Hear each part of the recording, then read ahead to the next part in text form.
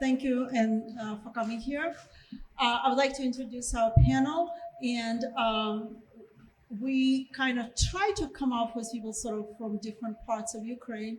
So Dr. Shvachuk, he is initially from Ternopil region. And we have Iryna Montes, who is from Kharkiv. Actually, disclosure, Iryna and I went to the same school, although we met less than a year ago in Albany. But turns out we went to the same school. Then we have Irina Holden, who is from Nikopol, Ukraine. And we have Olena Lake, who, I don't know, would you consider Lviv or Kyiv? Yeah, so she was initially from Lviv, but then she moved to Kyiv region later. We have sort of several questions that Ukraine Solidarity kind of worked to develop for this panel. I'm just going to ask our panelists to answer. We are kind of mostly talking about 1970s, 1980s in Ukraine as it's been part of USSR. And when one grew up in United States, sort of the American dream was your private house and the white picket fence. Growing up in USSR, your sort of dream would be to live in one of the apartment buildings like this. This is a video from my childhood bedroom apartment, and so this is, I guess, the close-up and the missing windows. It's just like from a couple of weeks ago. But basically, you wanted to have one of those big flats, and I guess I was curious, like, where did you grow up, Olena? I was born in Lviv region, small city Rostov, and then my parents moved to Ivano-Frankivsk region, and later in Kyiv, where I came at 5th grade. Mm-hmm. Did you grow up in an apartment? Yes, all the places, yes, it was apartment. How many rooms was an apartment? In childhood, the apartment for me looks huge because I believe it was 3 bedrooms.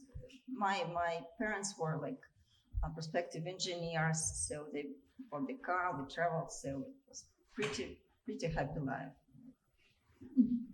And Ivano-Frankivsk also there was 2 or 3, and Kyiv. It was a small city near Kyiv. There were 2 bedrooms.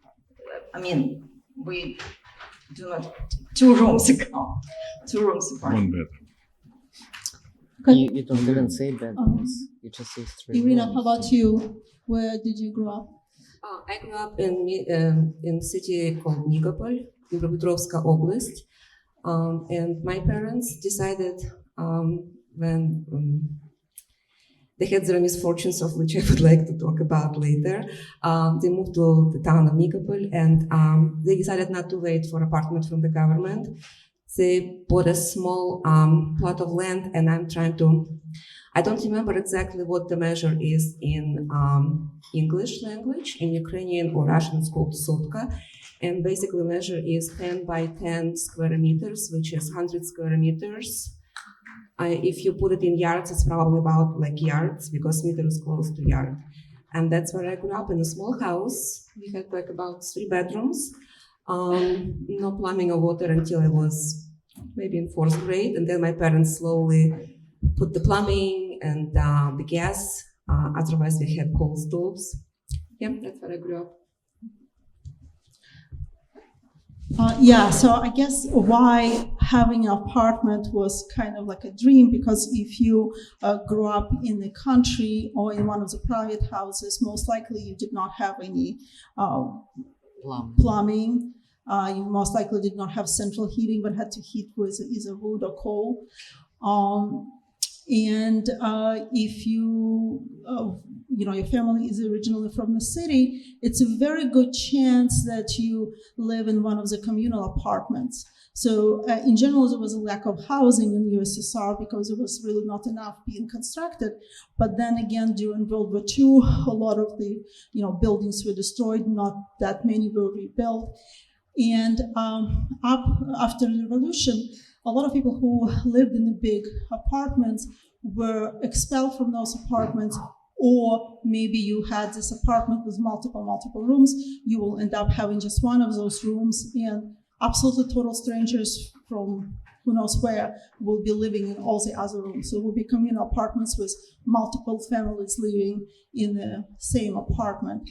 And then, of course, people would want to get a private apartment.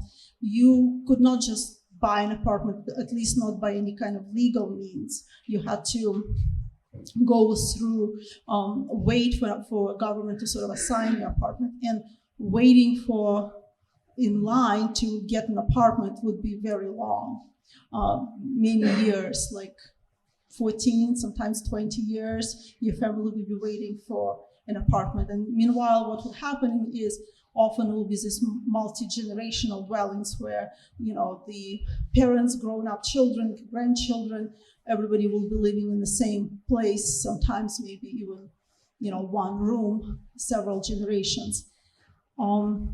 My family, initially when my parents got married and lived in Kharkiv, they with some difficulty obtained a room in a dormitory, and we were able to obtain a private apartment only because our dormitory was being dismantled and given to different organization. So my parents only waited in line for 7 years to get a private apartment because of that lack of their dormitory being dismantled. Irina, how about you? Hi, everybody. I was born in Kharkiv region in the suburbs of Kharkiv in the house first. But then when I was, I believe, 3 years old, my father received an apartment because you didn't buy it. You were provided that apartment. Irina, do you know how long your family waited for that apartment? Not too long, because my father changed the jobs. He was a professor first in one of the institutes in Kharkiv, but he went to this bureau for design and engineering designing only because they promised him that it would not be too long to wait for apartment. They were norms. If you have a family and if you have 2 children, and if there's the same gender, you will get only 1 room for those children. If they're different genders, you would get like more rooms. We had 2-room apartment. When everybody's saying we had 3 bedrooms, it's not like here.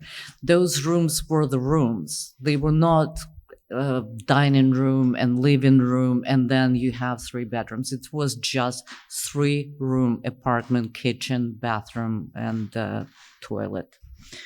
So we got a 3-room apartment. I don't know how, because I have a sister, not a brother. So we shared the bedroom with my sister. My parents had shared bedroom, and we had like a living room for everything. So, but my grandmother still lived in the suburbs, so I should say that we shared, because we spent all the weekends, all the holidays. We were shipped to the grandmother's house while our parents worked. So all the majority of the summers, unless our parents had a vacation and we would go somewhere, so we would spend half and half.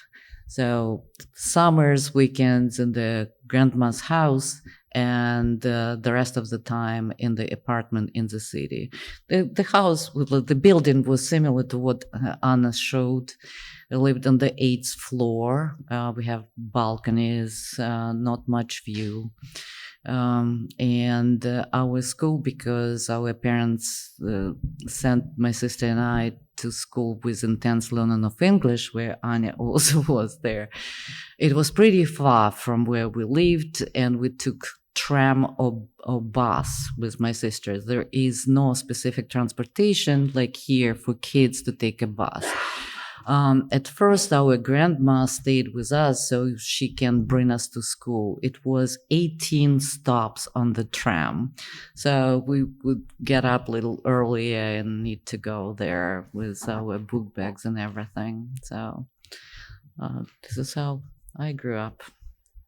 Thank you. Dr. Shachuk, would you like to tell us? Yeah, I'm a countryman. I was born in village. It's very old, from Halachina, near Halach, 20 kilometers down on the bank of second biggest river, Dniester. And the name is Ustya Zelene. Was established in 13th century. So I had this whole generational and things on my kind of way. We live in house. There was 2 rooms in house. One big room, my parents and 5 kids, and other small room, kitchen and grandparents. Also, we had barn nearby, or with all these animals and things. So my son Victor is on the last row with my grandson, and they have a chance to be there. So Victor, stand up. So he spent whole vacation time over there with my grandparents. It was whole kids from 5 of us spending vacation, fishing, taking care of animals. It was a beautiful time for them. So, and my topic is going to be about selo, about village, about kolkhoz, collective farm. I will tell you in detail on my skin and my heart. Thank you. Yes, I have some additions. This is what Anna explained, that there was communal apartments, communal distribution, but there was also distribution by enterprises. So my parents get this very quickly because the enterprise where they work, they have their own kind of buildings. How they participate with, how they share with municipality, it's a different thing, but it was much faster. That is why if you are engineer or somebody who is working in a whatever successful job, you will be provided that much faster. So that is why they moved with the job. And what else I remember, the measurement requirements for giving communal apartments, it was 4 square meters. We say that when you die, you have 2 square meters. When you're alive, you have just 4. So that was true. The grave is 2 square meters. No. Coffin. Okay, bright side. Excuse me, just addition, so that if not everybody knows, 1 meter, it's like 3 feet. Yeah. 1 yard. It's close to 1 yard. Yard. Square yard. During that time period, what did it mean to you to be Ukrainian? What activities, pastimes, experiences made you feel more or less Ukrainian? And how did these activities and pastime were provided to you by the state, by the communities, by private individuals? Anybody? I can start. I grew up in the eastern part of Ukraine. That means we were Russified much more. So it is difficult question was about identity, identify yourself as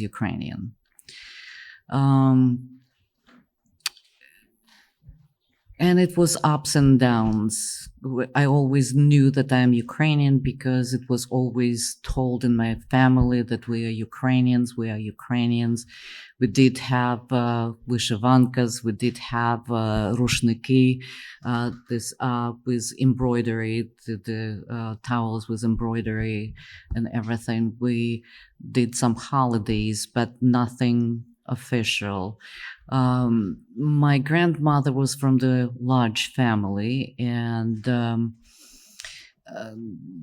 relatives would come to her house for some holidays or just visits, and it's tradition, like big table was full of food and drinks, and everybody then would sing some songs.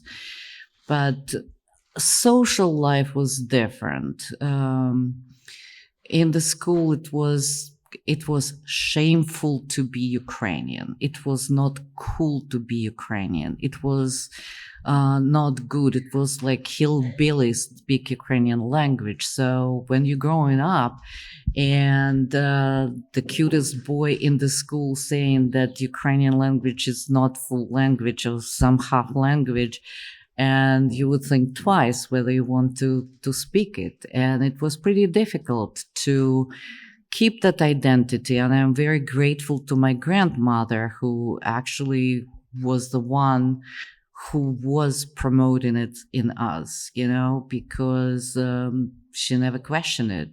Her family went through Golodomor, and she was not very educated woman. She spoke only Ukrainian language, and those traditions which I learned, it was from her. From social part, we had some, I would not remember any specific Ukrainian traditional events in the school. They were promoting Soviet Union and Ukraine as a republic, so it would be, among others, some Ukrainian national costume or something like that. But otherwise, no specific Ukrainian events I do not remember. So I've been more lucky. In Western Ukraine, we've been living with a multinational environment. In my town, there's historically over 3 different types of nationality: Ukrainian, Polish, and Jewish. Unfortunately, during World War II, Jews was killed or exported. Polish people were kind of sent back to Poland partially.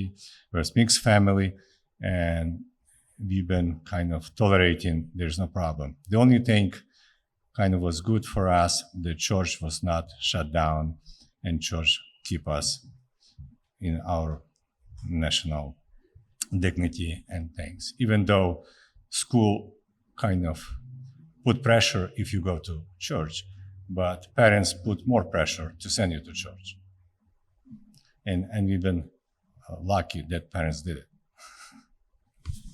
Thank you.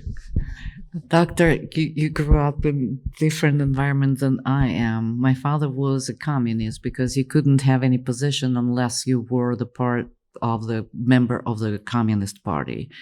So it was absolutely forbidden to go to church. I remember when we were teenagers, and on Pascha, on Easter, there is a tradition, it's all-night service, and you bring, and in the morning, you greet each other, and you say things, and you kiss each other. It was very attractive for teenagers to be. So with some friends, we went there, and it was militia patrols, and some of our friends were taken for questioning, and your parents would have big problems. And of course, in the school, you would be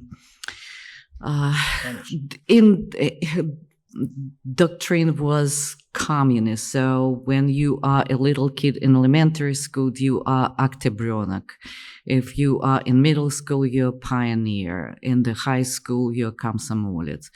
Actually, you would have a big repercussions if somebody knew that you went to school. My grandmother, who I spoke earlier today actually secretly baptized my sister and I. So she brought us to church so that we would be, part of that, because she couldn't see it because she grew up that way. And I do not have that habit. I do not have that need to go to church service because it was never, I don't know,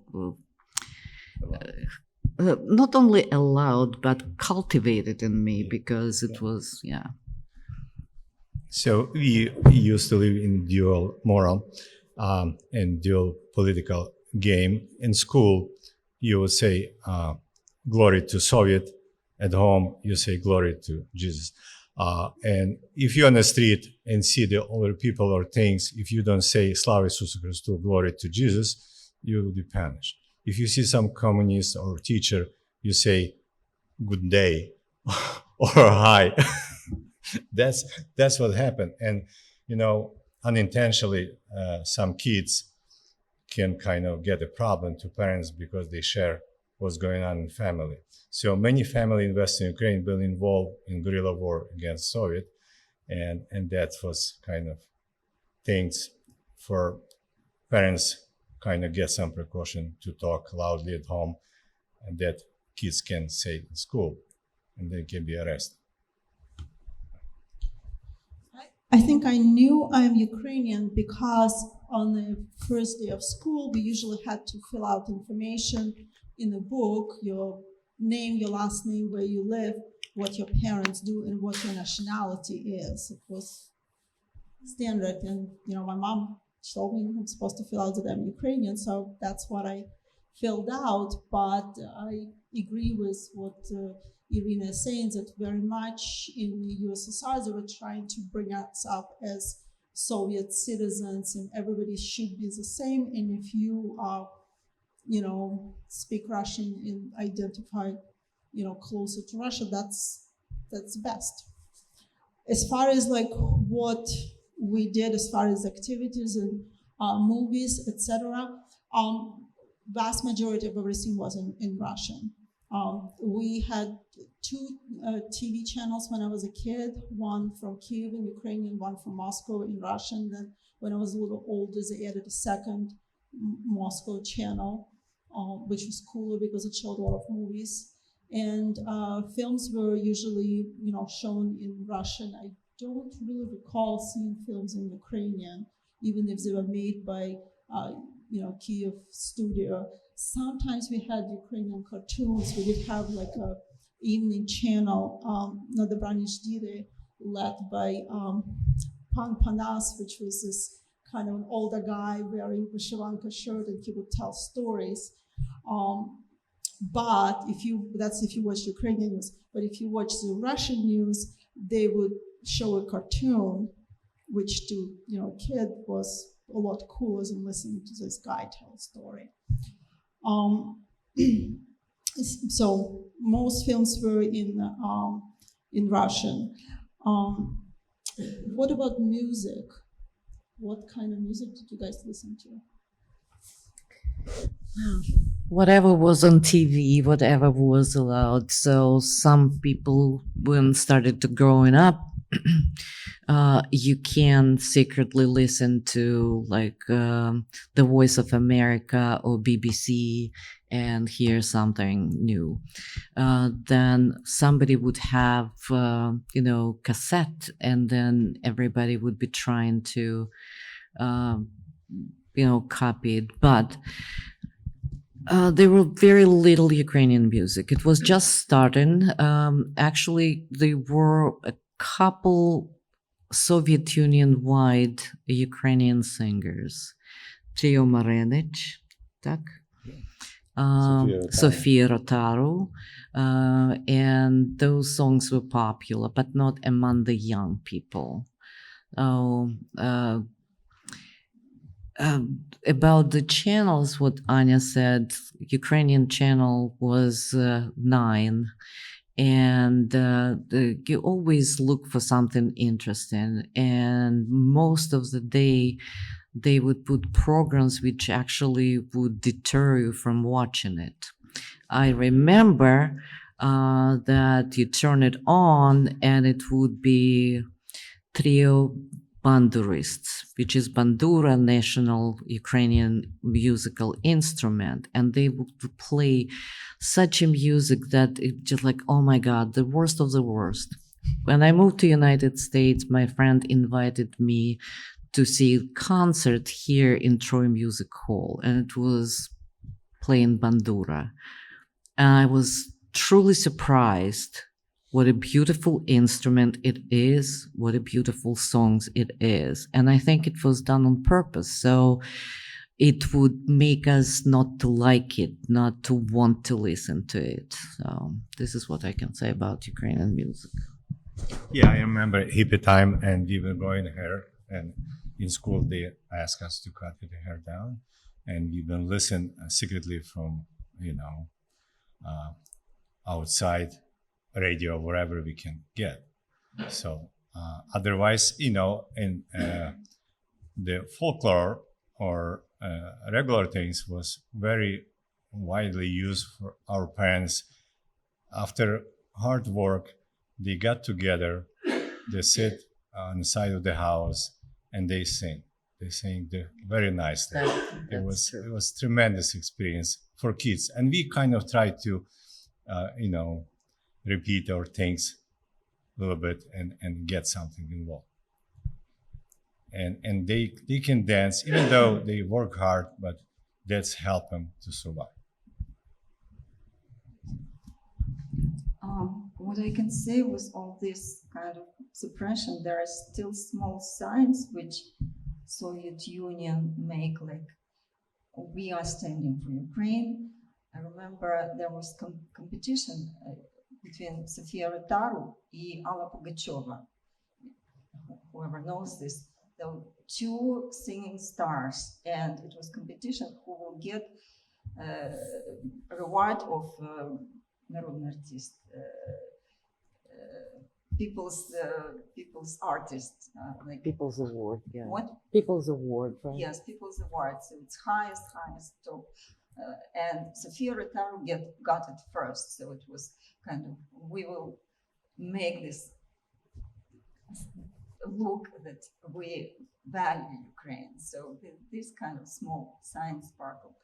About me, I can say that that was pretty successful program of kind of Russification. I would say that it is not just Russification, it's Stalin communism program of building new social person, like a Soviet person, without any nationalities. What any nationalities means based on Russian language, Russian nationalities. So, like, sort of Homo Sovieticus. So I was pretty much grown in the society, in the environment where there was no church. I know that it is forbidden, but there was no my interest from childhood because I was kind of not in that environment. And mostly, if you want to keep identity, it's mostly based on family. If family will not kind of keep this identity and given this to the government, so you will be a Homo Sovieticus, which I grew up. My latest place where we moved, I start remembering because it was 5th grade and that was schooling starts pretty serious. There was 2 schools, one is Russian, one is Ukrainian. It was kind of, but my friend later said that we called Ukrainian people, Ukrainian students like rogate, like horned, like abusive. It's not, I personally didn't, but she said, you call us horned. I don't remember, maybe she remembers. So regarding music, I was very much involved in choreographics and music. I always listen songs in radio. I don't know. I think there were a lot of songs, Ukrainian songs in radio. Maybe it was much less controlled by government. And in the university, there was Vesnyanka, the group. They were very much supporting Ukrainian kind of identity, Ukrainian songs. It was chorus and dancing. The chorus sing only Ukrainian songs, and dancing was majority Ukrainian dances, no Russian dances. There were some Bulgarian, some Hungarian, but no Russian dances. So right now I'm thinking that was specific and intent to keep it such way. So, and I think we'll go to the next question, which kind of Olena started. What languages did you speak during your time in Soviet Ukraine, and how do you feel about this now? Irina, in the eastern part of Ukraine, majority of the peoples, when I was growing up, already spoke Russian. My grandmother spoke Ukrainian. She grew up in Kharkiv region. My aunt, who is a little bit older than my mother, they have 18-year difference. She went to the same school where my mother and father graduated from, and it was Ukrainian school. My mother and father graduated already Russian school. It was the same school. Kharkiv is a large city. It had 1.5 million population at the time when I was going to high school. And there were only 2 Ukrainian schools in the whole city. Only 2 Ukrainian schools. The rest of the schools were Russian.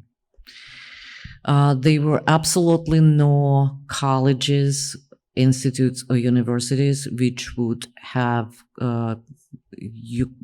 studies in Ukrainian in Kharkiv, where I grew up. So maybe in western part of Ukraine, it was still, I know, they were, but not in Kharkiv.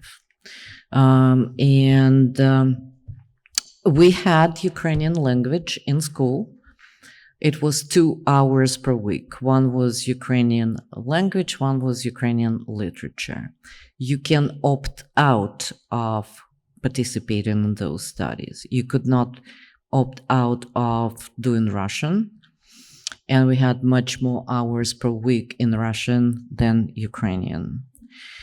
As I mentioned before, it was a lot of people who were in suburbs and villages. They continued to use Ukrainian, but then in our region, this new language, it's like a fusion between Russian and Ukrainian, which we call Surzhyk, was born. And a lot of people started to speak it and using Russian words included in Ukrainian. It became socially not cool to speak Ukrainian. Our relative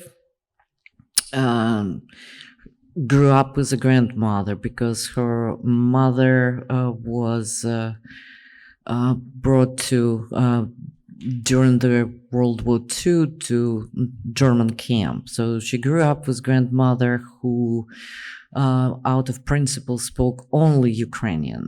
And she told us a story that she was somewhere in public speaking with her grandmother Ukrainian language, and the comments, very open comments, look at them. They look like intelligent women, but they speak like hicks, sort of, because they spoke Ukrainian. So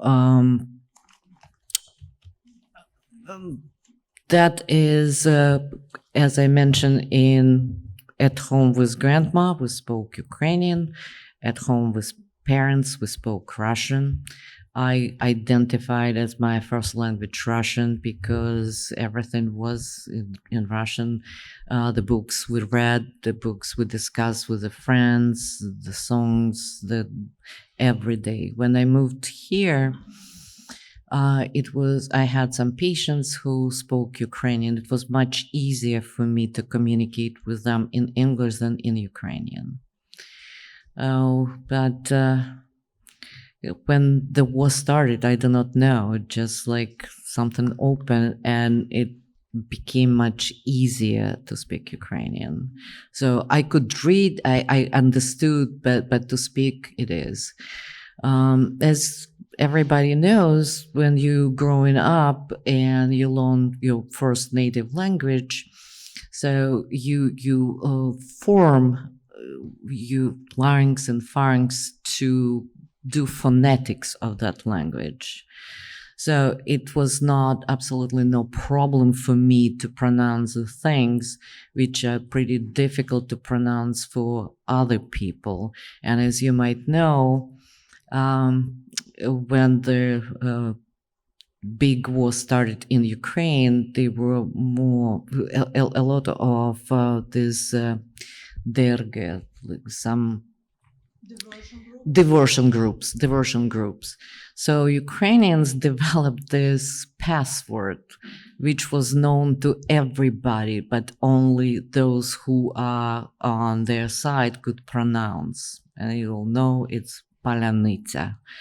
For whatever reason, Russians cannot pronounce it. So Secret weapon. no, it's open weapon. So Open, like yeah. everybody knew that, but only you can identify your own people. Okay.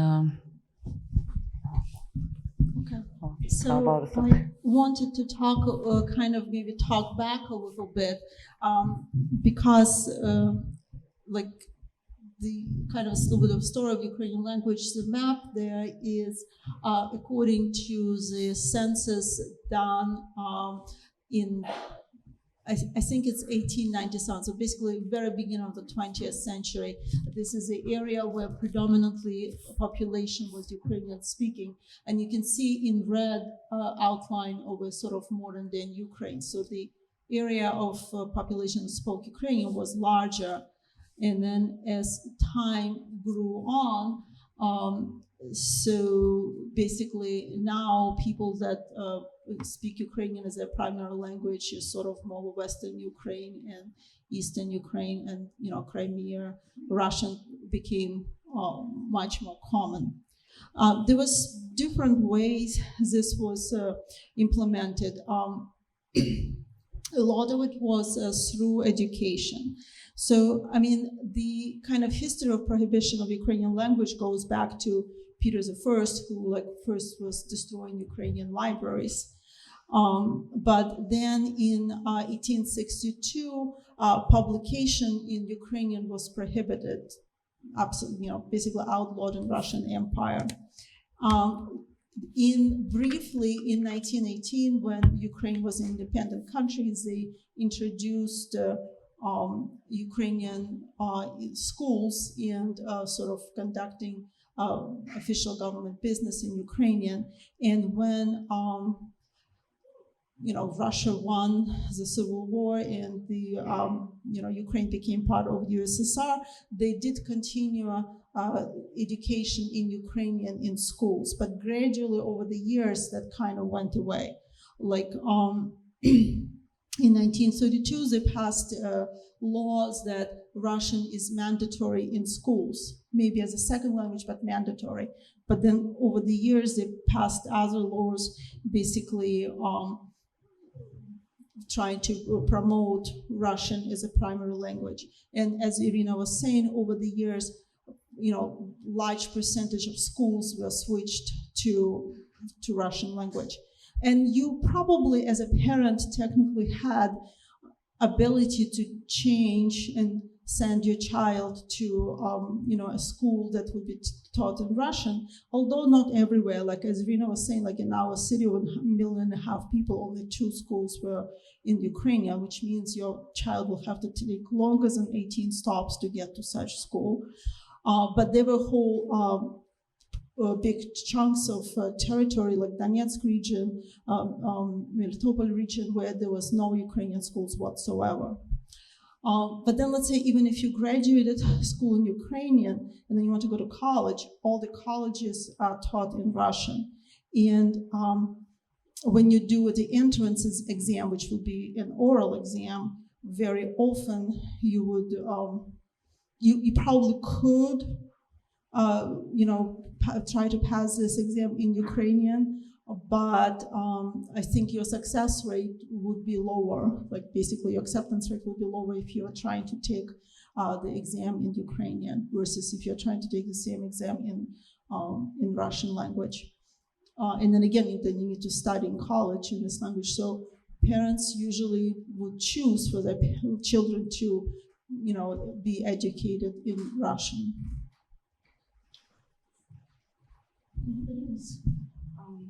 Yes, I can add something about Tarashevchenko University. They still try to keep that as, I would say, castle, citadel of Ukrainian. But it still was affected with this. Personally, I was first time shocked when I started my education. It was political economy. And the professor said he was absolutely visibly rural Ukrainian person with heavy heavy Ukrainian accent when he speaks Russian. Ukrainian, why it is difficult for them to say Panelists, because phonetic Ukrainian is difficult. We have more like alveoli N. So that is why when I heard from some Italian who is fighting in Ukraine, he started telling something in Ukraine. I thought he is kind of real Ukrainian, but he is not, because phonetically our Ukrainian language is more Western, when Russian language is more affected by Northern tribes. So anyway, and professor said, we cannot study this in Ukrainian because there may be contradiction. We will study Marx, Engels, but we will study them in Russian because that might be in contradiction when it is translated to Ukrainian. And my thought was, they were not Russians, sorry. There is no contradiction when they are translated to Russian, but that would be contradiction when it is translated to Ukrainian. That, even though I was kind of Homo Sovieticus, all these small dots kind of kept collecting and kind of making the picture that this is something really not right. I add something. Even though I grew up in eastern Ukraine, Dnipropetrovsk Oblast, I went to college in Lviv, in western Ukraine, and I studied in Polytechnic Institute. My first degree was in electrical engineering. Yes, we did have studies in Russian language. Everything was taught in Russian. But we did have a professor of chemistry. It was my first year of chemistry. Everybody had to study it, right? And she was a Ukrainian woman. And what she did was she would come to lecture. She would say the phrase in Russian and repeat it in Ukrainian. And that's how she taught her classes. And that was, now looking back, I think it was very courageous of her to do that, because a lot of professors obviously were Ukrainian, and they spoke Russian with some accent. I don't know, maybe on purpose, maybe not, but they had to get their dissertations defended, and it was only in Russian. And if you had to have your doctorate, you had to go to Moscow to defend it. And so that's that was something that kind of takes you back to what it was like language policy in Soviet Union. Okay, so our next question is, did you experience a process of Russification? And if so, how did it affect you as a Ukrainian?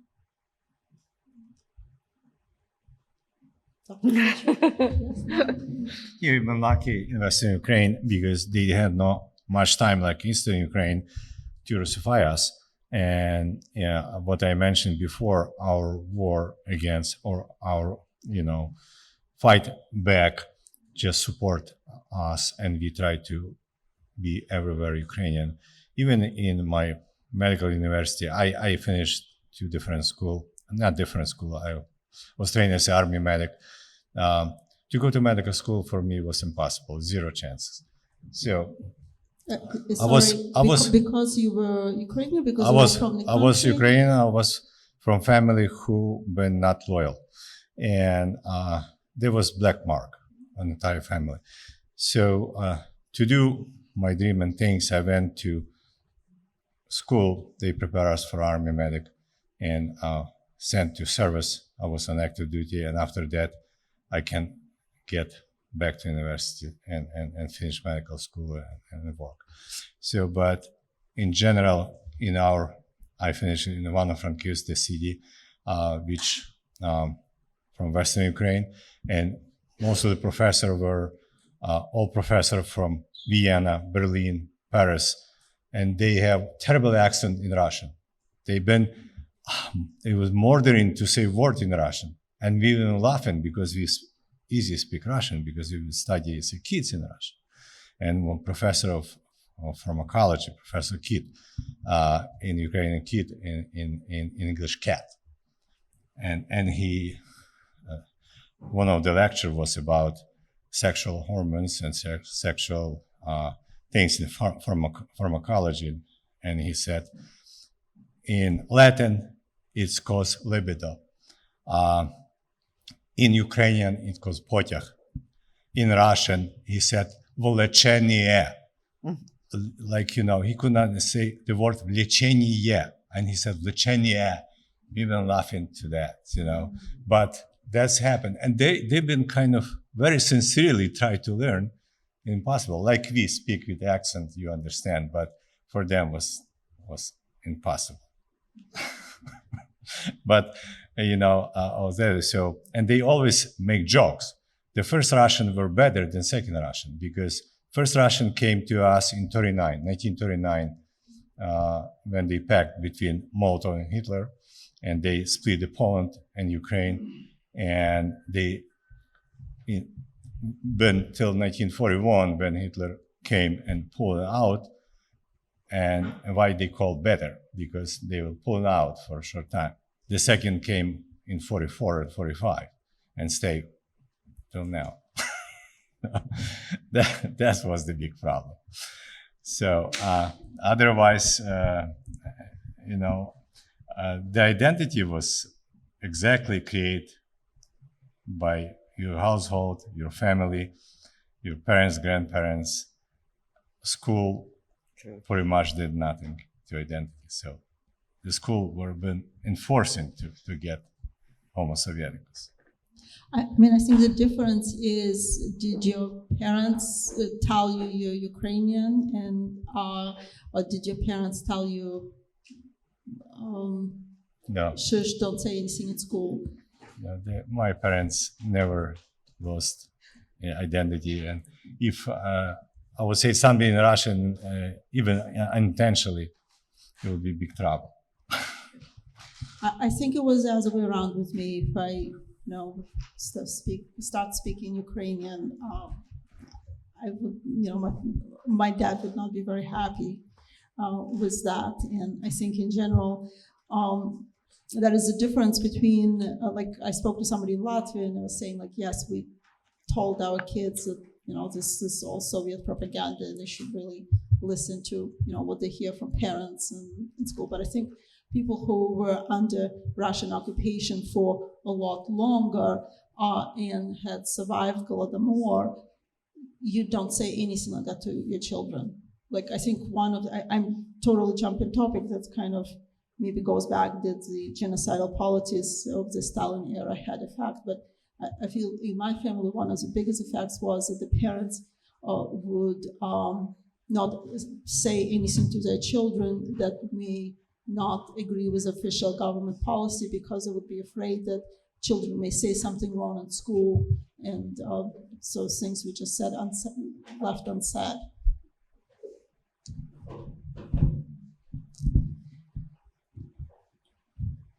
I can add something. Go ahead.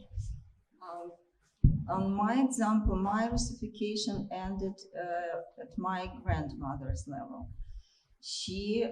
My mom was born in Kalmykia. This is the settlement, Ukrainian settlement in Kalmykia. When I looked Which at the part map, of Russia is it? when I look at that, it's right next to Kuban. What is Kuban?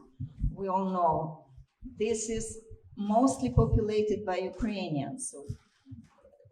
So that Ukrainians to Kalmykia didn't come from the Mars. They moved sort of from Kuban. And Kuban is the region which wanted to, the Cossacks after Catherine the Great, eliminated Kozatsstvo in Ukraine. Most of the Cossacks moved to Kuban, so that is why that population, and they are still sing Ukrainian songs, they still have a Ukrainian language, and maybe they join us after the victory. So that is why my grandmother was a kind of very revolutionary person and was very excited to with Stalin's idea to build the new world, which is a disaster. So anyway, I remember she was telling me, but they in the family they spoke Ukrainian, but not between husband and wife, but not with child. So they did not want her to learn Ukrainian. So it's ended there. So my mom, even though she has Ukrainian hair, Ukrainian everything, Ukrainian accent, but she, remember my grandmother said, she's coming to me and asking, что это такое, что это таке? What's this, what's this? So it was like family fun. And I want to say a little bit about my childhood. My first phrase was Ukrainian. Був дощ, вода.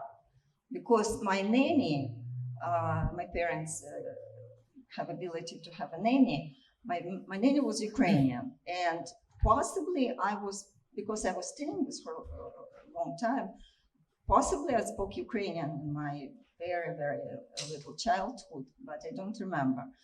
But what is interesting is that nanny later, when we spoke about my childhood with my mom, she said, the rural people were not given the documents, so they will not leave the rural area. So that was Stalin's policy to keep rural people in the rural area, because the collective farms, they were deteriorating. Nobody wants to stay there. Everybody wants to move to the city, but it works for Russification as well. So rural area was predominantly speaking Ukrainian. So if they do not move, if they are locked in there, in the rural area, so there will not be influence to the cities from this real Ukrainian people. And only the people like girls, practically it's like illegal immigrant in own country. She was able to escape because without documents, and only means of survival was what she get was his nanny. So it's like what illegal immigrants doing here for legal immigrants. So this is what is interesting about that. And one more addition. There are many Ukrainian settlements in Russia. There is a settlement in far east near Khabarovsk, where if you remember this Pavutynya operation, spider network, one of the tracks supposed to go to Ukrainka, the city Ukrainka, in the Khabarovsk area. Why it is there? Because many people who were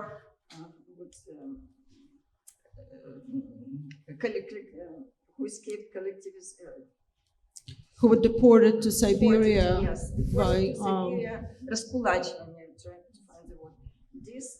Dispossession, раскулачивание, when they take all your assets and send you to Siberia. That is why there is, but Ukraine never said, we will fight for our people with Russia. Was the reason, one of the reasons why Russia attacked Ukraine, because they want to defend Russian-speaking people. There's many Ukrainian-speaking people, but Ukraine never say we go there to defend our people. So this is what means Russian. This is what means. I wanted to add that Russification.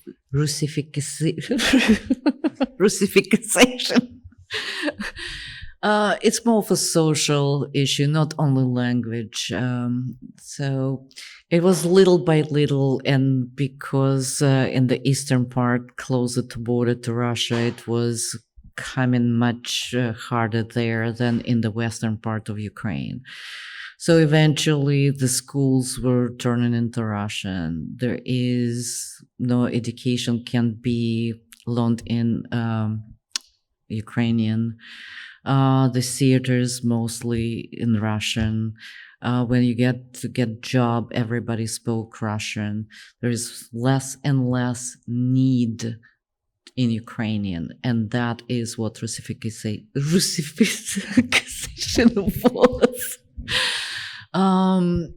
And eventually, as the question was the first one with identity, we were becoming this Homo Sovieticus, but it was all based on Russian culture.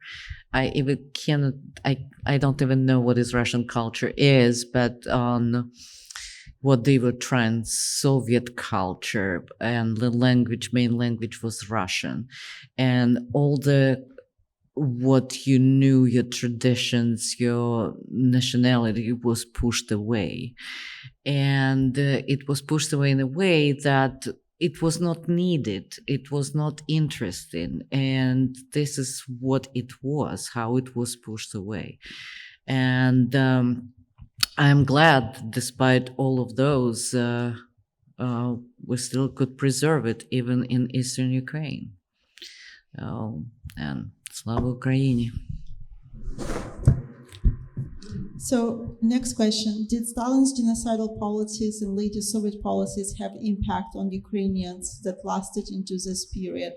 Did it affect your family or community? Irina? Yeah. I've got a story, and some people here already heard the story. My husband doesn't have to listen. This is a story that won the heart of his. My husband has an elderly aunt who is a widow of his uncle. She lives in San Antonio, Texas. Born and bred, right? That's how you say. The granddaddy, a cotton farmer, called gently, right? Cotton farmer. So the story of my father. My father was born in 1919, my mother in 1922. They met during war. My father was an officer in the Soviet army, of course, and he was a party member. And after the war, he was sent to study how to become, how to be in charge of those collective farms. But he was not like the chair of he was the chair of party committee in the farm, which is like the biggest position, bigger than the collective farm head of collective farm. And that was already in 1950s, when they were living peacefully in Dnipropetrovsk Oblast, in the village my father grew up, quite prosperously. They had 3 children, 2 of my sisters, and my younger brother was born in 53. I'm the youngest. At that time, Stalin died. Stalin died in 1953, and Khrushchev came, and Khrushchev had big plans. He wanted to outdo America. He wanted to have everything more off in the Soviet Union than Americans had. We will grow more. We'll have more meat, more milk, and we also will grow corn, because them Americans, they grow corn. We're gonna plant a lot of corn, and we're gonna have it more than Americans. And the directive came, and I'm coming from the region which is basically breadbasket of Europe. The most, the soil is what is called chernozem in Ukrainian, the black soil. It's the most, it's a wonderful soil for growing wheat. And those three particular counties, one of them was our county. And my father said, well, we cannot plant corn. We have to plant wheat because that's what we eat. We eat bread. We need to plant wheat. And so he did. I mean, he said, he basically directed the farmers, collective farmers, to plant wheat. And of course, there were well-wishers who told on him to the party committee in Nikopol, and then it went to Dnipropetrovsk. Now it's Dnipro.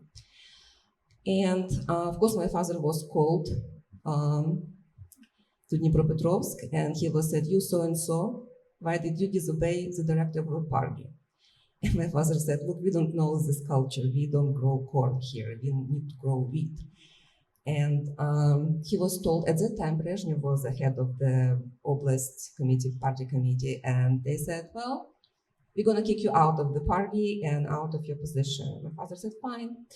But Brezhnev was actually nice to him. He said, look, in 6 months, we kind of will take you back. Don't worry, just sit quiet. And my father said, I cannot be in the same party with crooks.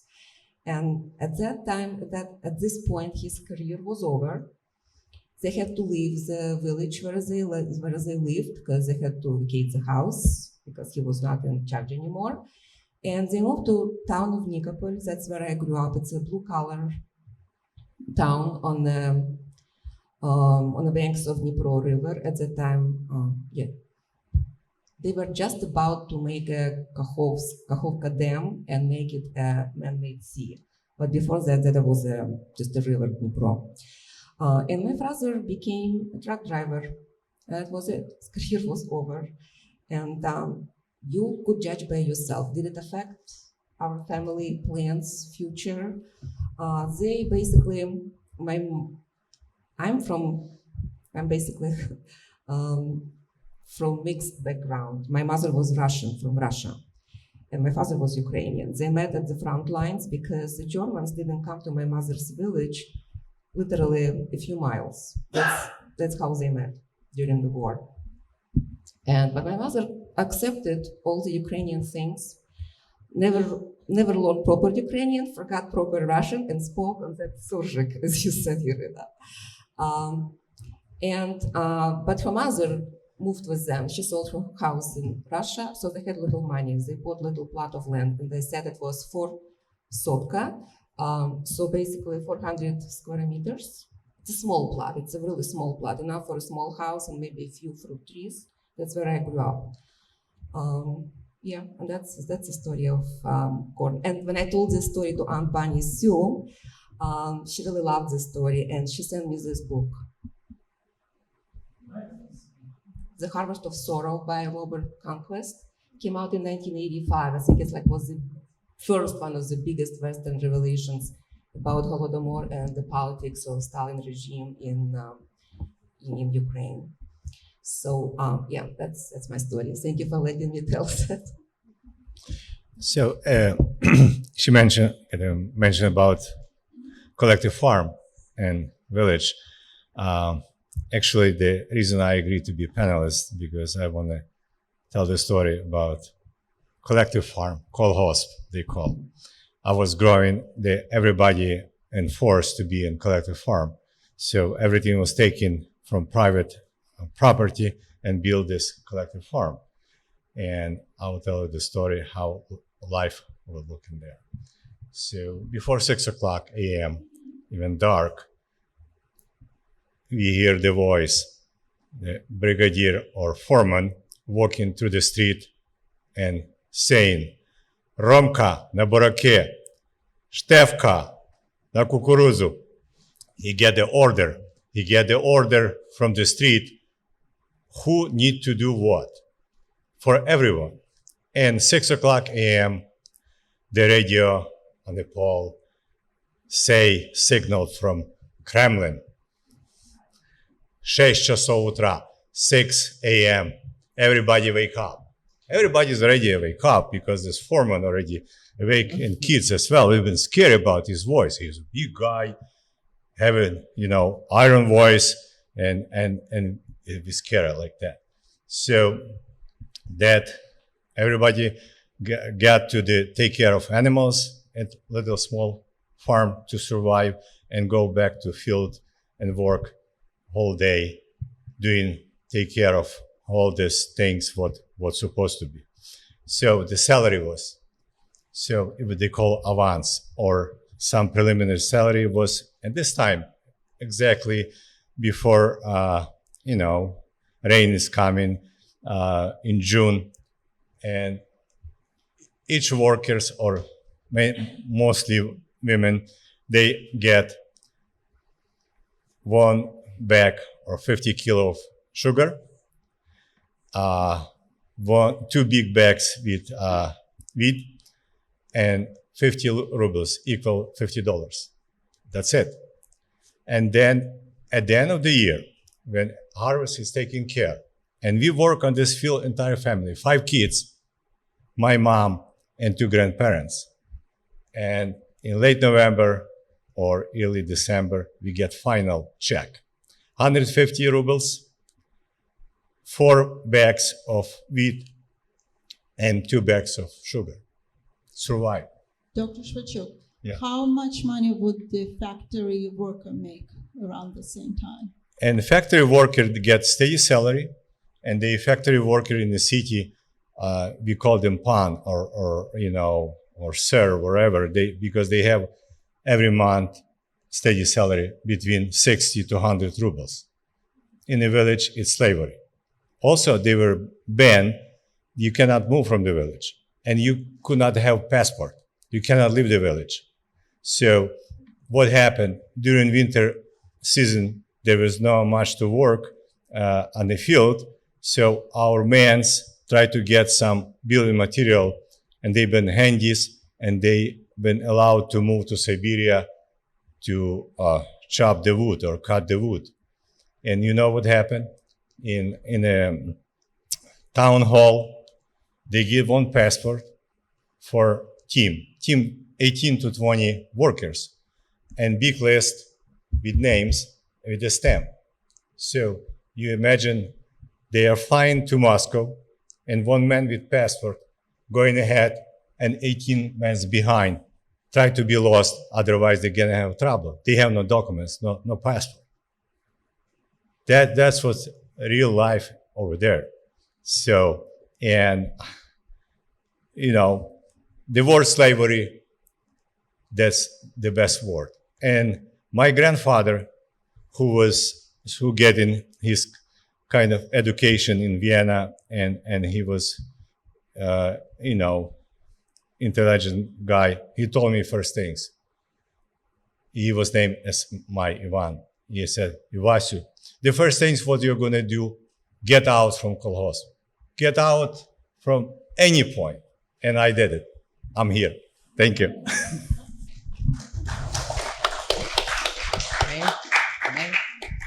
Dr. Shvachuk, so let's say if you only got paid a little bit of sugar, a little bit of wheat twice a year, what did you guys live on? Yeah, we had like half an acre of land, wherever they allowed to have. And we plant everything.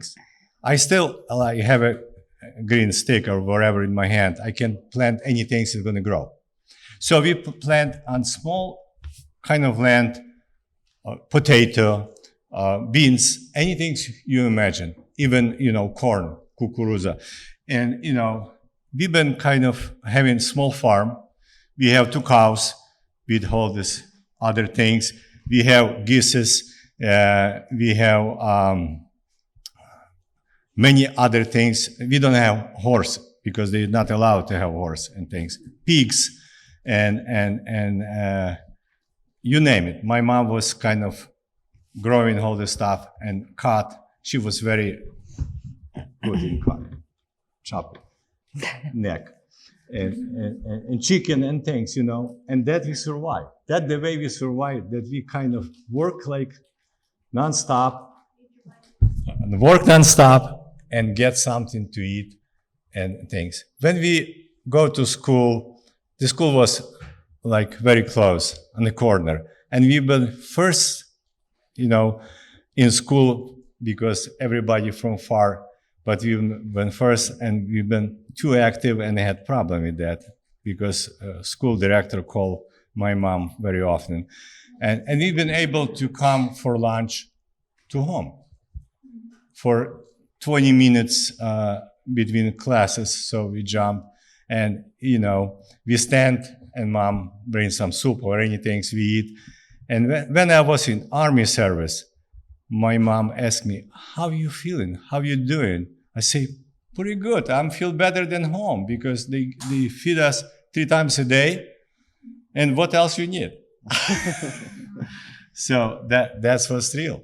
So what age did you start working on collective farm? say again? What age did you start working at the collective farm? I started working before even I start work. I think, we had my father is came from war. He was in Germany camp like many. He was released by Americans. He was in France, but in 44. But he was unlucky because at that time they're not allowed to stay in West. They sent him back to Soviet, and he get another camp in Soviet. And he spent another 5 years in Sakhalin on Far East. And then he came home in 50s and start family. They will call baby boomer generation. I'm the second one. 4 boys and 1 sister. Yeah. And what happened? And everybody work. I was taking care of, my brothers, and mom is give a task, take care of this, take care of everything, and then of cows and things, and go on the field. Everybody works. Everybody works. There is no way. Somebody plays soccer with luxury on Sunday after church. Otherwise, you work. And my wife called me workaholic. She's right. But, I get this kind of concrete from collective farm. Do you remember the money which were going through the Dnipropetrovsk, which were working Yeah. on? Yeah. Work days. There was no money. You are just Paper. yes. Keep track of your work days through the Dnipropetrovsk. This was like currency in that collective farm. Here we have the same. We call RVU in hospital, but they pay us for RVU. In Soviet, they didn't pay for through the Dnipropetrovsk. No RVU, pay off. But it was good things because you've been toughest on the list. You're a hard worker and you die soon, but you've been on toughest on the list and you have, gramota, you have some, medal or anything. That's what's destination. I wanted to add about collective farms. My grandmother, of whom I spoke today a lot, was the youngest of 6 children. 7 children, 1 brother, 6 sisters. She was born when my great-grandmother was 57. So it was a surprise. Yeah. And all her siblings were older than her. So obviously she had like nieces and nephews who were older than her already. So when she grew up, eventually she moved to Kharkiv, to the big city, but her sisters stayed in kolgosp, these collective farms. One of them worked on I believe it was a pig farm, and she would work there all day long and get those through the Dni. They would just put the marks that you fulfill the day of hard work on the farm. After that, she would go home and work on her kitchen garden, on her they allow you to have little animals like chickens, like cows, like pigs. However, you would need to also return some of that produce and give a norm of eggs, depending on how many chickens you had. You need to give some milk, depending on how many cows you have. So, and they didn't have when we talk about passport in the Soviet Union and even now in Ukraine, the internal identification document also is passport, internal passport. So all those people were not given any identification.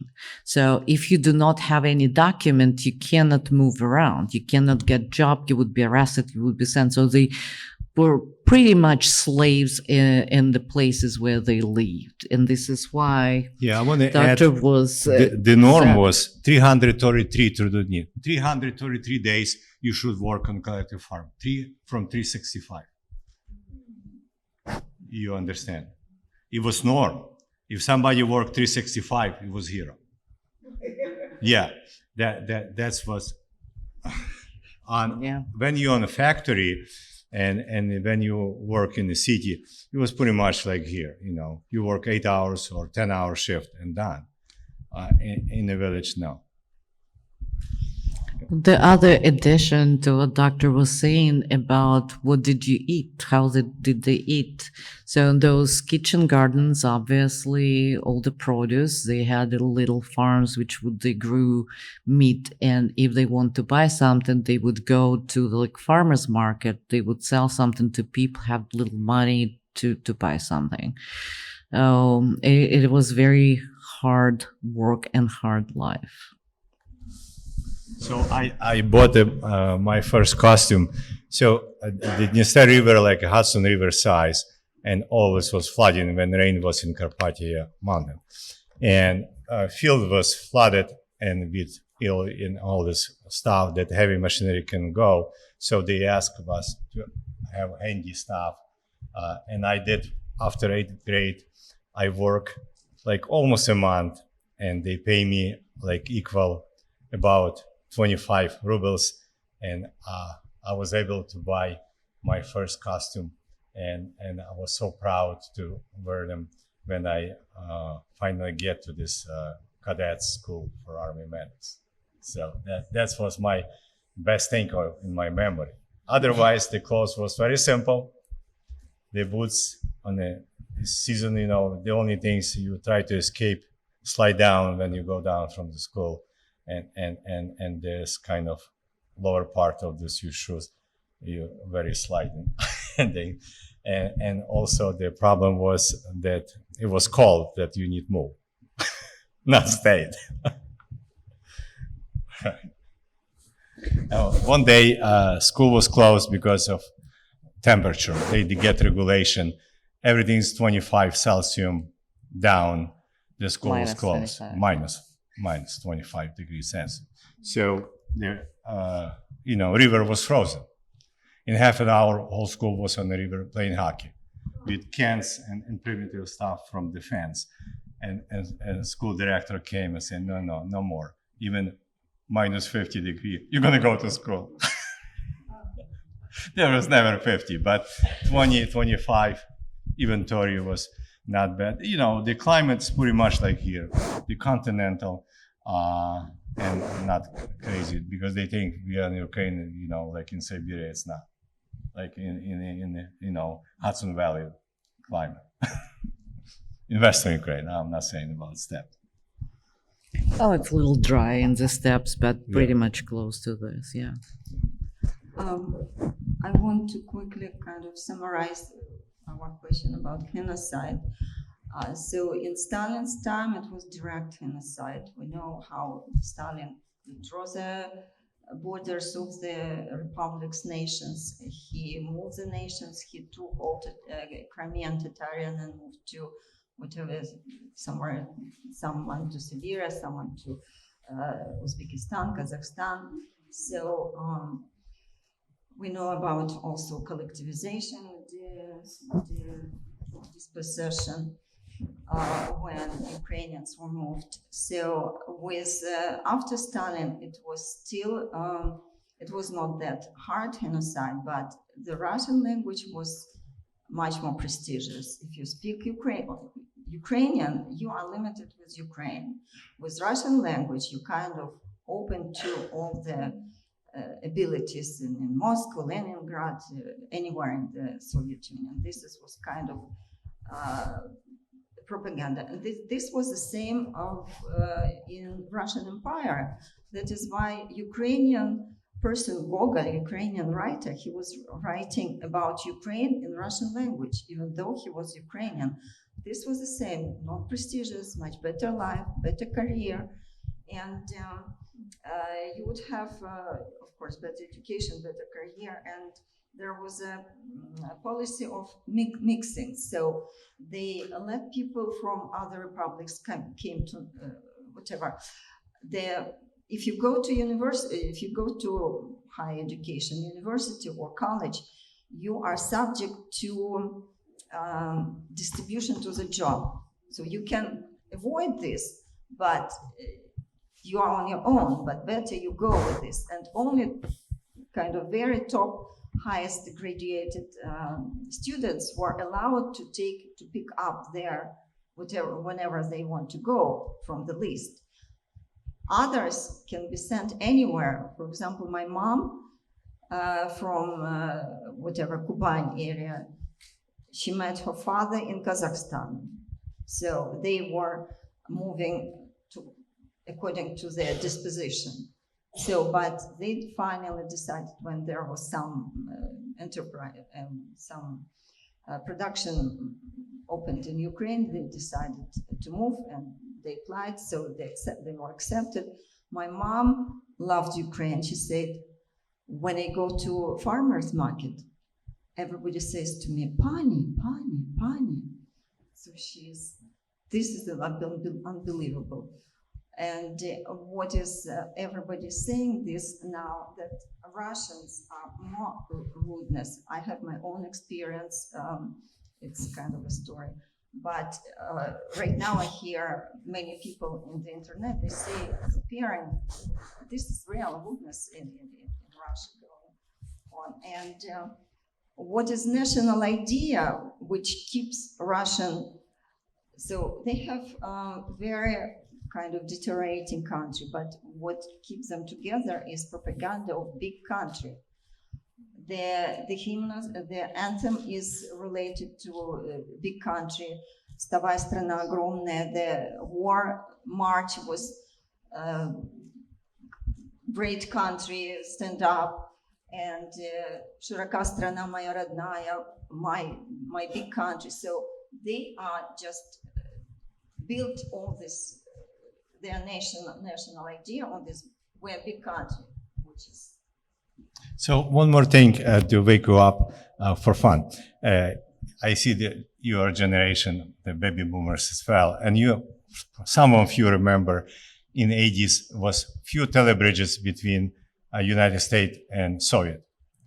And one American lady talking to Soviet lady nicely and asking, Katerina, or tell me about sex. And Soviet lady said, нет, у нас в стране секса нет. No, there is no sex in Soviet. It's a real story. It was sure. So we've been laughing. I'll tell you. So I was already, having doctor's degree and things. And I say, yeah, that's the end. I had the gut feeling. So the system is going to be destroyed or going to be totally out. And it's happened finally and things. And we've been kind of predicting because we saw everything's going downhill. And we've been waiting to the momentum and stand on the street. One day in Ivano-Frankivsk city had at that time 180, 170,000, 100,000 people stand on the street. The whole this police and other things disappear. Can you imagine? So in Albany, 100,000 people on the street. There's no room for that. There's no street for 100,000. Yeah. Okay, I think we need to answer some questions. The audience. Actually, yes, I think the that we're going to audience need to open ask it to if they questions have from any the questions. audience. Yeah, please.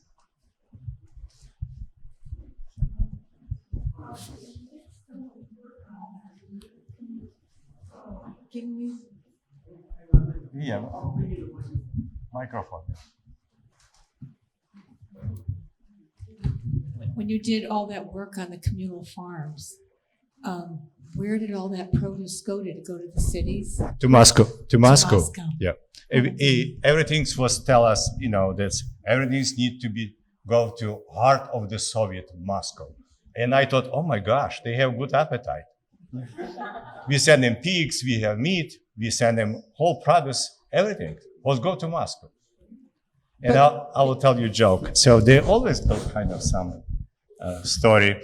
And, in this collective farm, one mother pig has to pig, finally, and they get report to the higher level rayon or county and said, it's not fun to say only 2. They said, oh, we have 3 pigs. And then county said to the region, oh, that's not fun. It's not good to 3. We have 4 pigs. So, and finally get report to Moscow. And Moscow sending back order.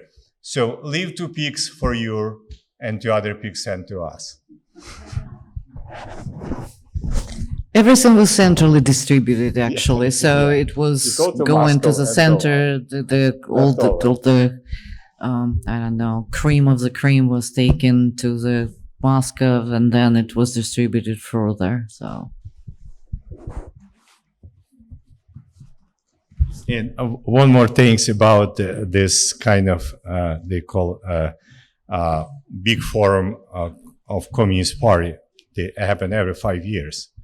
And one of the countrymen from Siberia, they call Komi, came after this forum, and all neighbors come together and ask him, how was it? And he was great. And he said, tell me what we talk. And he says, everything's for men. And все для человека. Everybody said, oh, good for men.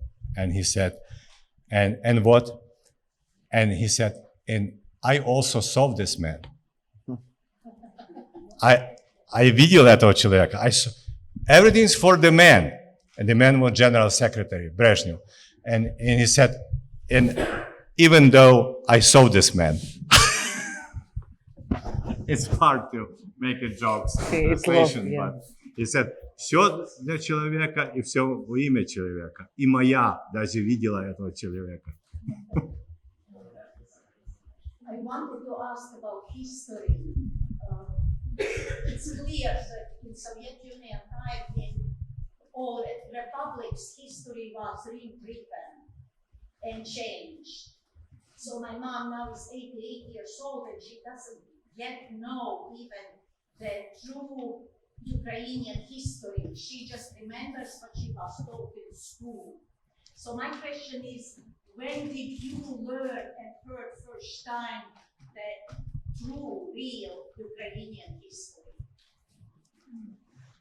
I learned slowly from my parents and from smart people around. From school, very little, because everything was kind of declined toward that we are brother and sister, and we are from same place, and there is no Ukrainian story. And also, the only, we've been lucky that the people who survived. And when I get to United States first time in '92 to join because my family were displaced person during World War II, and they've been surviving and coming to United States, Brasilia, Argentina, everywhere, England. And when I joined my family here, I was surprised. They told me the Ukrainian history. They teach me Ukrainian history, and I had higher education. I was ashamed. I didn't know it much. So they preserve, and right now they distribute. They send very important information back to Ukraine, and we have this kind of preserve. That thank you for everyone who preserve and give us ability to learn, because at that time it was impossible. As a follow-up question to that, I'm very curious, both as a teacher on the street here and the person who's been, first of all, 45 times to Ukraine over the years. Thank you, Mr. Hall. We all know what the situation is today, sadly. But my question is this: as you were growing up, was there any focus on our Ukrainian classics, except Tarasa Shevchenko, Ivan Franko, Lesa Ukrainka? Were these individuals made familiar to the students, and particularly those in the 12 to 16 high school age range? And if not, when did they finally find out about this? As opposed to other, let's say, Russian heroes who shall remain nameless, but nonetheless were undoubtedly part of the education in the eastern and southern Kharkiv, going down to Donetsk, Luhansk, and so on. I see that in the context of my own many years ago already, but having personally been in those three cities I've just named. How did the young people in that era grow up or become either pro-Ukrainian or, without being insulting, I would say indifferent? I'd like an answer to that question, please. Thank you. Can I answer? We did have Russian language and literature and Ukrainian language and literature, and I guess it depended a lot on the teacher. Because even though I went to Russian language school, I was lucky, I had a good teacher in middle school, Nadia Pavlovna, Ukrainian language and literature. We did have textbooks. We studied Lesa Ukrainka, Shevchenko, Panas Mirny, Nechul Levitsky, Franco, of course. But somehow it really depended on the teacher if they would make you like it or not. I was lucky I was one of those who had a teacher like that. I have to tell you, have you heard about Ukrainian professor from Kyiv-Mogilyanska Academia, Vera Ageyeva? She's a famous Ukrainist.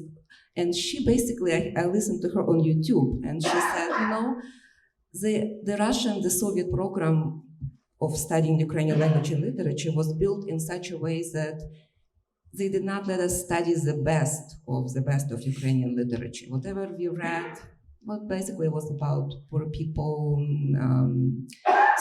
serfdom, and that kind of stuff. And it wasn't interesting. Although, of course, everybody loved Lesa Ukrainka and Taras Shevchenko. But I myself yet have to keep discovering the Ukrainian literature for myself. So I guess it was purposeful not to have us study the best of Ukrainian literature. I can add to that as well. So it was very limited, and it was just a few names. And I can attest to the pieces which were chosen for the program in school were not the best. Example, Pavlo Tychina. We learned at school, and we were even supposed to memorize some of his works. And it was anecdotal. It was comical. It was farcical. Tractor would make sound dir, dir, dir. And, we were laughing over it. And then there's his lyrics, Gai shumlet, which we learn now. I think this was done purposefully. So it was very limited. We had at home some of the, Ukrainian poets, but we haven't heard about, the killed killed Ukrainian Renaissance. Only after independence, we had Les Kurbas theater, Ukrainian theater. Before that, I never heard about them. So it all depends on the teacher, how dedicated they were, and the family. So we had a few books and what they asked us to learn at school. And then if you open it and you find much better lyrics and much better poems And we were not introduced to that in school. It was outside. So whoever did not have that opportunity to have a family member, to have like in their own library something, or the teacher who was interested, pretty much they were doomed to be indifferent. In other words, if I understand you correctly, it was not part of the school curriculum as such, but some teachers would throw it in, so to speak. It was in curriculum. It was in curriculum, but the works of each of the authors they would choose would not be the best of their works. So that you have to read this particular work of this author, but it would not be the best. You need to memorize this poem by this particular author, but it will not be the best of them. And if there is a dedicated teacher, they would introduce you to those. Or if your parents were interested before, or other family members, and they will introduce you, or you have like a very mind which will question things, you will find it somewhere, and you would need to do work to find it. Otherwise, but we were only introduced to basics and not the best. What I asked specifically is you tackle from Guam, which as I think we all know, on the official Ukrainian postage, on money as well as on postage. Yes, These are historic, traditional Ukrainian nationalistic figures. absolutely. And the obvious follow-up question would be, were these deliberately avoided? No, we the were. authorities not to make them knowledgeable for the children who are growing up and should know about them? That was this hypocritical game that, we so much respect culture, we allow all the nationalities to develop and, have their culture. Here is Shevchenko, here is Lesya Ukrainka, here is Franco. But they were not a wide curriculum, so it was Sure. It was sure. sure, pretty much, yeah. Were you taught that Ukrainian culture was more rustic than the Russian culture was more cosmopolitan, implicitly? Yeah, pretty much, yes. Hi. Do you worry about ICE and deportation at all?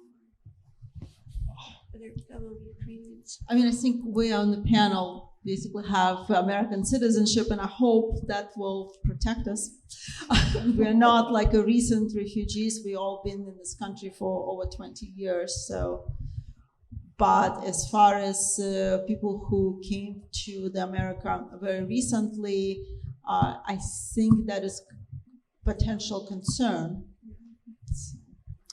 Although it has not been like revoked as of yet, but you basically don't know what's going to happen. It's one-man problem or politics.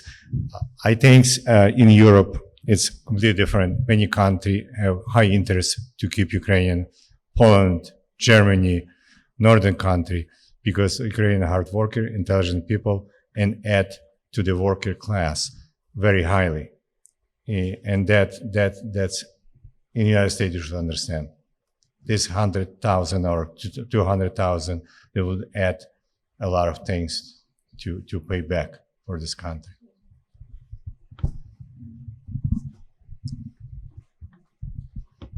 I have a question for Dr. Schwachuk, and that is, I heard that you had served in the Soviet Army in Czechoslovakia. Correct.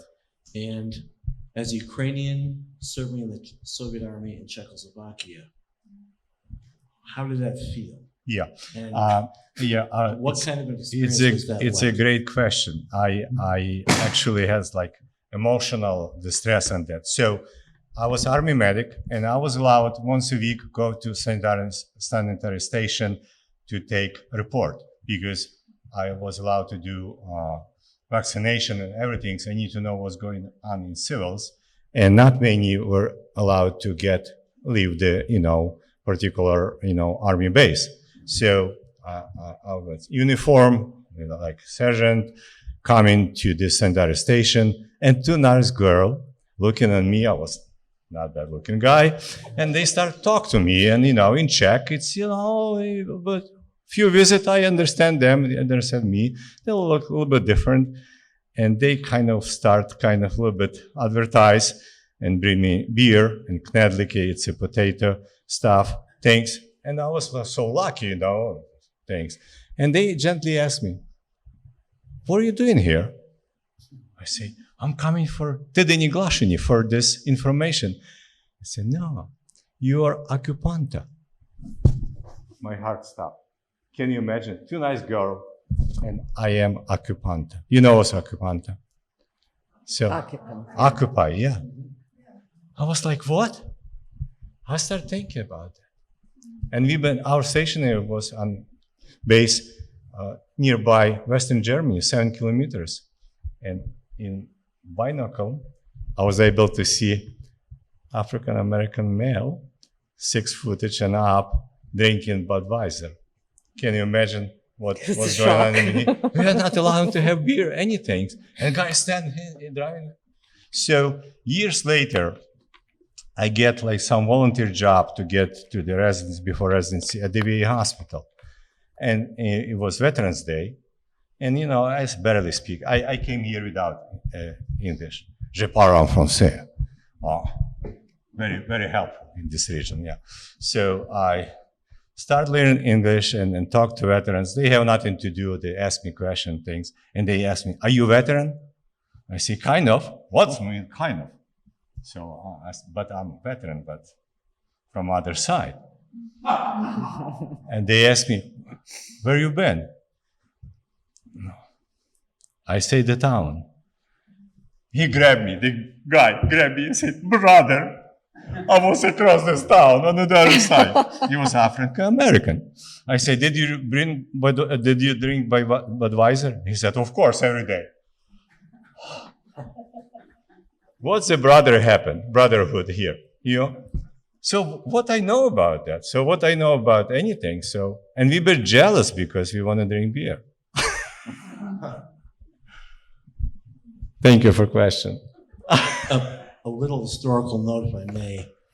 Dr. Schwarz's father, a German POW, came back to the Soviet Union, right? Was liberated by the Americans, right? Yep. And they turned him over to the Soviet authorities, as many Soviet POWs got turned over to the Soviets. The Soviet policy was, if you were a prisoner of war, it was assumed you'd surrendered voluntarily. The Soviet policy was you had to fight to the death. Okay, so if you're a dead Soviet soldier, you would perform your duty. If you're a prisoner of war, you would probably surrendered, and that meant you were possibly a traitor. So POWs coming back to the Soviet Union were filtered through a filtration camp, NKVD, okay, would check for political reliability, certain minority groups, Balts, Ukrainians, people with family backgrounds. Yeah, they sent them to Mongolia, and they were Japanese front over there in China and Mongolia, and they sent them without weapon, and they sent back up with machine guns, KGB or whatever that they call them, and they send, you get weapon in the fight. So my father was lucky because my last name Shvachuk, S-H-V-A-C-H-U-K in English, and Cyrillic letter Sha is the lowest part on alphabet. And they put the line on the alphabet base. And my father was in the back things. From 365 battalion people, only 60 survived. All other been killed and massacred. And after that, they sent him, to hospital. He was wounded, and they finally sent him to Sakhalin. Shortly, American dropped the bomb. War was over, and he spent on this Sakhalin for 5 years and came home. He's coming home on a train, and everybody buried him.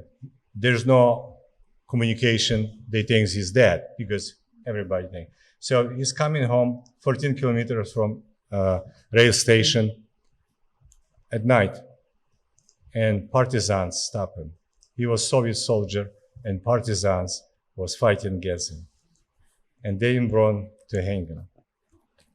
It's for 2 kilometers from our village. And before they hang him, one guy said, Michael, it's you?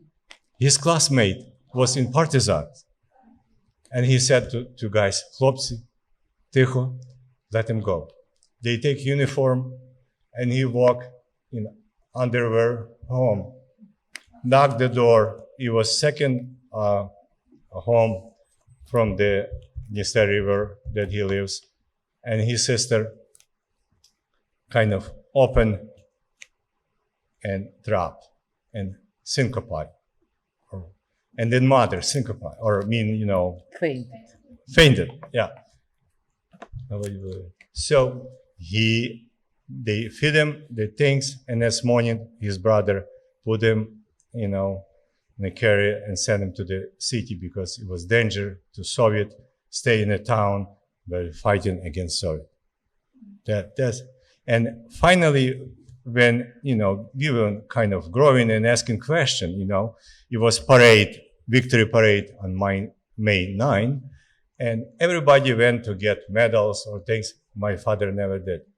He was the only day in the year he was drunk to death. He drank, vodka. And I asked him, Pa, why you not go? Because they gave some present. He said, why I should go?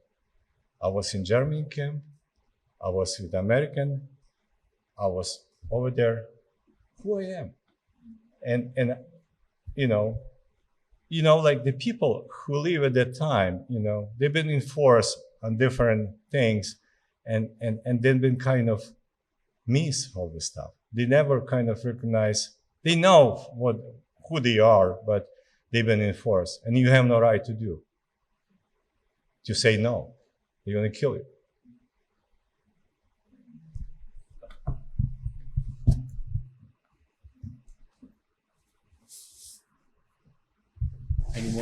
Any more questions from the audience? The NKVD barrier units, by the way, all right, they stood behind the line of the Soviet army to make sure that any retreating soldiers were shot. All right, it still uses a tactic by the Russian army in Ukraine today. Right, the FSB units make sure that their conscripts, if they retreat, they're going to be shot. So nothing has changed in terms of how the Soviet Russian army operates in terms of their personnel. They're completely disposable, and it's an amazing story that they survived.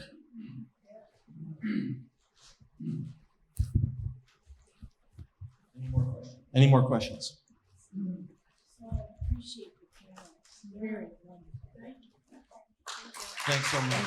Thank you.